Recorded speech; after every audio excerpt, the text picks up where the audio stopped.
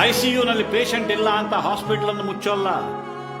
ಅಸೆಂಬ್ಲಿಗೆ ಪಾರ್ಲಿಮೆಂಟ್ಗೆ ಸದಸ್ಯರು ಬರೋಲ್ಲ ಅಂತ ಪಾರ್ಲಿಮೆಂಟ್ ಅನ್ನ ಅಸೆಂಬ್ಲಿಯನ್ನ ಮುಚ್ಚೋಲ್ಲ. ಹಾಗೆ ಎಲ್ಲಿಯವರೆಗೆ ಕನ್ನಡದಲ್ಲಿ ಕಲಿಬೇಕು ಅಂತ ಒಬ್ಬ ವಿದ್ಯಾರ್ಥಿ ಶಾಲೆಗೆ ಬಂದು ಕೂರ್ತಾನೋ ಅವನಿಗೆ ಕನ್ನಡದಲ್ಲಿ ಶಿಕ್ಷಣ ಕೊಡೋದು ಸರ್ಕಾರದ ಕರ್ತವ್ಯ.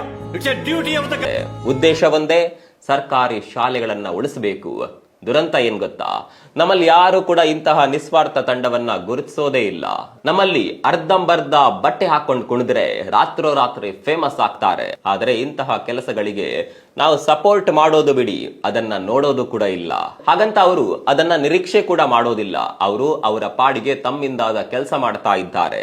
ಕೊನೆಯಲ್ಲಿ ನಂದೊಂದು ರಿಕ್ವೆಸ್ಟ್, ಇಂತಹ ತಂಡಗಳನ್ನ ಕೂಡ ಫೇಮಸ್ ಮಾಡೋಣ. ಇವರ ಕೆಲಸ ರಾಜ್ಯದ ಮೂಲೆ ಮೂಲೆಯನ್ನ ಮುಟ್ಟಲಿ. ನಿಮ್ಮಿಂದ ಸಾಧ್ಯವಾದ್ರೆ ಇವರ ಈ ಪ್ರೊಫೈಲ್ಗೊಮ್ಮೆ ವಿಸಿಟ್ ಮಾಡಿ.